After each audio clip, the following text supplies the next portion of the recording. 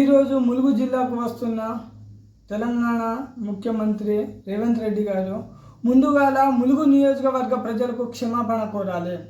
ఆ తల్లుల సాక్షిగా 2026 జనవరిలో వచ్చినప్పుడు ఆ తల్లుల సాక్షిగా ప్రజలకు ఇచ్చిన హామీ ఏమైంది? ఆ రోజు ఆ పవిత్రమైన శ్రీ మేడారం సమ్మక్క సారక్క జాతరలో నిలబడి నువ్వు ఇచ్చిన హామీ ఏమైపోయింది? ఆ రోజు ఏం చెప్పినావు? 24 గంటలు సంవత్సరం పాటు జంపనవాగులో నీరు ప్రవహించేటట్టు చేస్తానని చెప్పిన ఆ రోజు ఆ హామీ ఎక్కడ పోయింది? రామప్ప నుంచి లక్నవరం నుంచి జంపనవాగుకు పైప్ లైన్ ద్వారా శాశ్వత పరిష్కారం చేస్తానని అన్నావు కదా, ఆ హామీ ఎక్కడ పోయింది?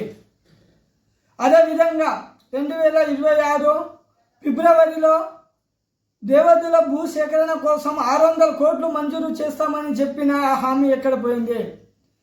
ఇలా ములుగు నియోజకవర్గ ప్రజలను మరోసారి మోసం చేయడానికి ఇలా ములుగు వస్తున్నావు.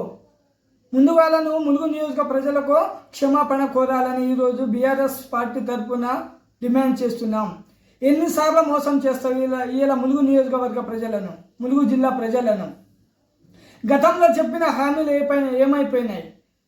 ములుగు నియోజకవర్గానికి అభివృద్ధి చేస్తానని చెప్పినావు కదా, వాటి మీద శ్వేతపత్రం రిలీజ్ చేయి. అదేవిధంగా చూసుకుంటే గతంలో బీఆర్ఎస్ ప్రభుత్వం ఉన్నప్పుడు కలెక్టరేట్ ఆఫీసును ప్రారంభించిండ్రు. 80% వర్క్ పనులు అప్పుడే పూర్తి అయినాయి. ఇంకా 20% పనులు మాత్రమే మిగిలినాయి. ఆ పనులను చేయడానికి సుమారు 2.5 నుంచి 3 సంవత్సరాల కాల వ్యవధిని పొడిగించి ఆ రోజు బీఆర్ఎస్ పార్టీ ఏర్పాటు చేసిన కలెక్టర్ ఆఫీసును ఇలా ఇనాగ్రేషన్ చేయడానికి, ఓపెన్ చేయడానికి రిబ్బన్ కట్ కోసం వస్తున్నావు కదా, అది నీ విజ్ఞతకే వదిలేస్తున్నా. అదేవిధంగా ఇలా చెప్తున్నావు చేయుత పెన్షన్ కార్డ్ అని అంటున్నావు. అంటే ఏంటిది? గతంలో కేసీఆర్ గారు 2000 ఇచ్చిండ్రు, అదే 2000 ఇస్తున్నావు నువ్వు.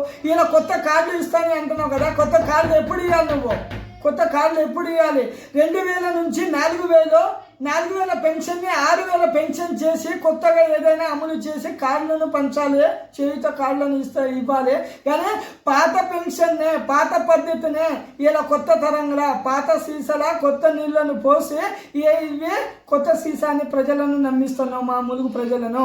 కానీ ములుగు ప్రజలు ఇవన్నీ గమనిస్తాండ్రో, నీకు నీ మోసపూరితపు మాటలకు వినడానికి సిద్ధంగా లేరు, నమ్మడానికి సిద్ధంగా లేరు. రాబోయే కాలంలో ఈ ములుగు నియోజక ప్రజలు నీకు సరైన గుణపాఠం చెప్తారు. ములుగు నియోజకవర్గ ప్రజలకు ఇప్పటికే చాలాసార్లు మోసం చేసినావు.